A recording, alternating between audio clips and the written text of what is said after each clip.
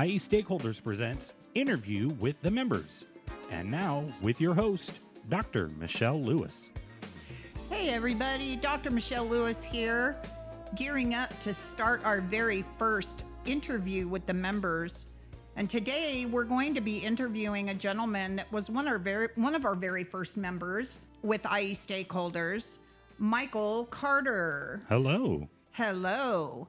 And so today we're going to be talking to Michael about two of his businesses. Both of them are production companies, but I feel that we need to dive deeper into what these production companies are all about. So Michael, can you take a minute and tell us exactly what your companies are, the names of them, and what they stand for and what you do with them? Okay, so the first company that I have that I started, I want to say in towards the end of 2020, is my baby. This, it is Punisher Castle Productions. It's pretty much based off of the nerdy lifestyle.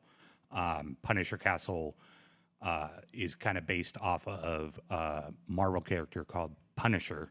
His name is Frank Castle, but he goes by Punisher. He's kind of like that anti-hero. He's not good or bad. He's both, which I kind of dig.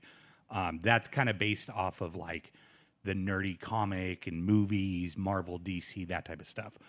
Sounds interesting. It sounds interesting. And so what you do with this production company, do you go out to venues and talk to other people that are part of that Marvel thing? Do you have a podcast that you do? What do you do with that one? So I actually do have a podcast. It's Punisher Castle Podcast, kind of based, kind of the same as easy. Yeah, kind of the same as the production company itself, only with two different names. I do podcasts. We have probably 70 plus podcasts. It kind of started roughly around the same time that I started the production company. Okay. For a while we were doing 2 a week, and then and this was during the shutdown, during the pandemic. We were doing it 4 o'clock in the morning, me and a couple of my friends. I think it's interesting that that during the shutdown, during the country shutdown, during the pandemic, there's been so many businesses that have developed and started for lack of boredom. I mean, there was so much boredom going on, and the fact that you were able to develop this production company during a complete country shutdown over a pandemic, and seeing it develop into what it is today after 3-ish years is amazing. I mean, there's so many people out there that are into that Marvel Comics thing. And so the fact that you were able to develop this during that shutdown to entertain people and to bring people closer together, people that didn't even know each other. Now, here's a question about that. How is your production company in this podcast, is it just basically for the United States, or are you worldwide? We're actually worldwide. Wow. In regards to not necessarily the production side of it, but the podcast itself is definitely worldwide. We have listeners and followers that are Ireland, wow, Europe, Asia. And do you get correspondence from these people, or they're just listening? Right now, I have a few followers that communicate with me back and forth that are outside of the country.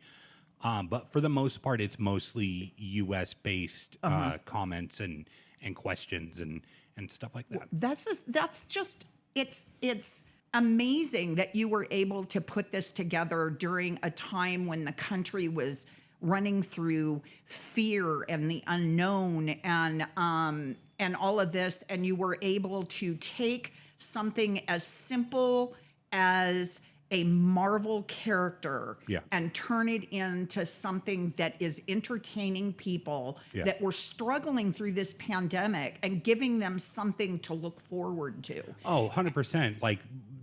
The main reason why I started the podcast was because I was bored. Yeah. I love comics. I love, action figures, Yeah. toys from like when I was a kid. Right. The nostalgia part of it. I grew up with that. So I figure, you know what? Let's do something, to get people's minds away from what's going on in the world. Exactly. And bring them, I'm not going to really say hope for anything, but just to get them out of that, Doldrums. downfall Yeah. of what's going on in the world. Yeah, and have them focus on something a little bit more positive and more fun and entertaining. Exactly. Amazing. That's just so amazing that you were able to do that. Now, the other question that I have is, you said that you have 2 production companies. I do.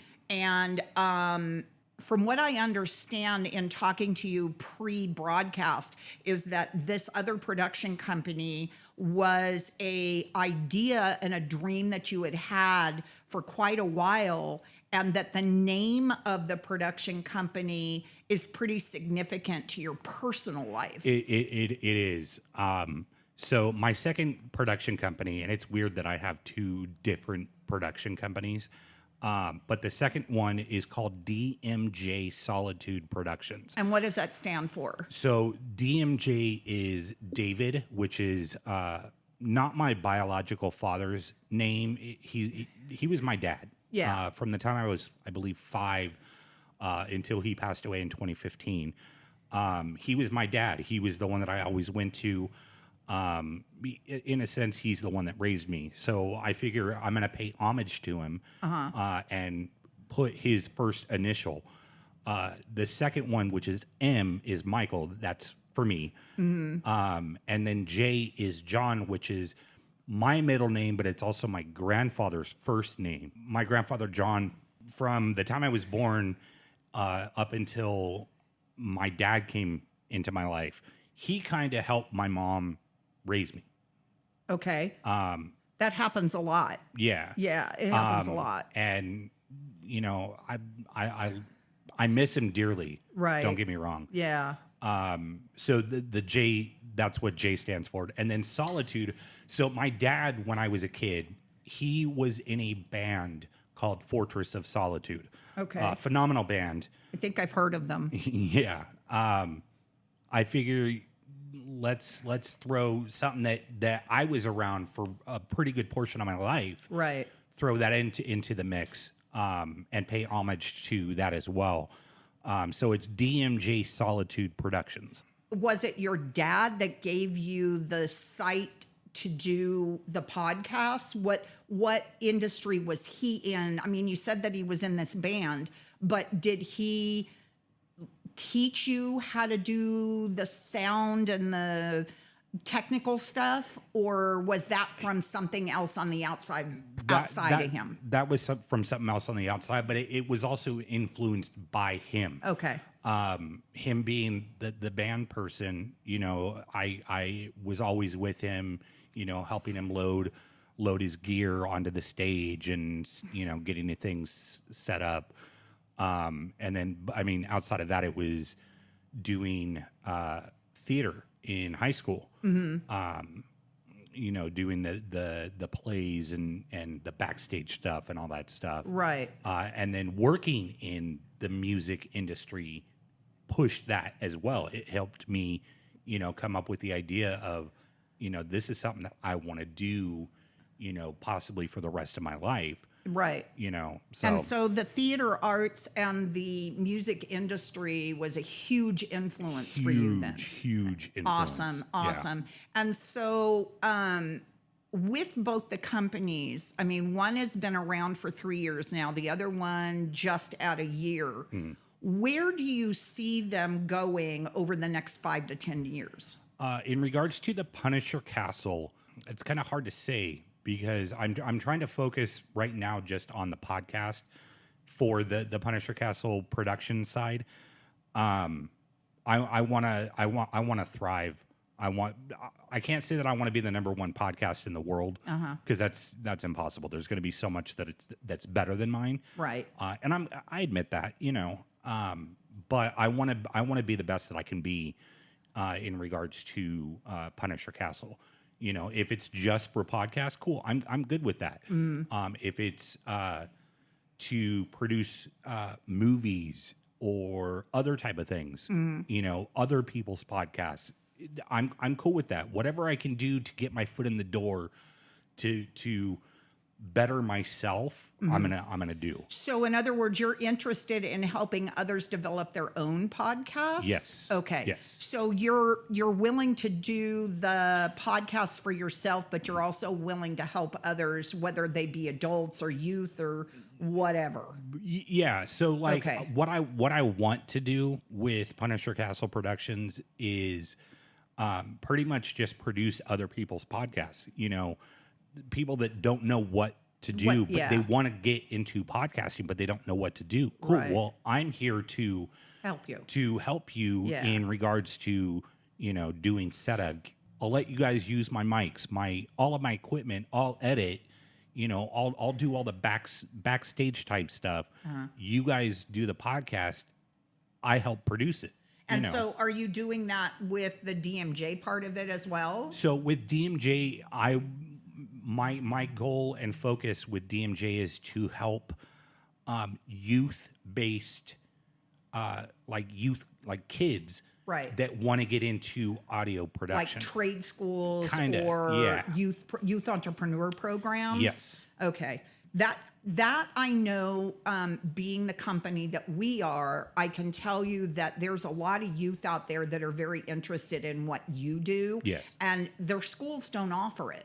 And so I know that there's trade schools being built finally in the local community. Yes. But I think what you have to offer with regards to the training aspect of it and the teaching aspect of it, like you were taught, handing that down to local community youth is amazing. 100%. And you might even be able to help youth in other states and in other countries as well by giving them advice on the kinds of equipment that you use and so forth.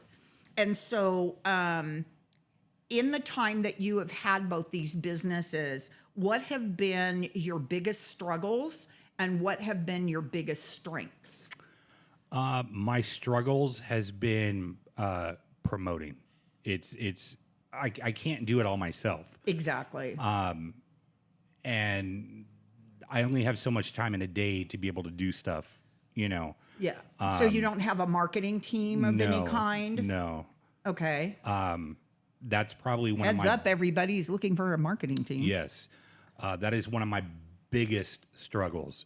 One of my biggest strengths is just having the knowledge of podcasting, doing the editing. Like people don't seem to understand that have never done podcasts.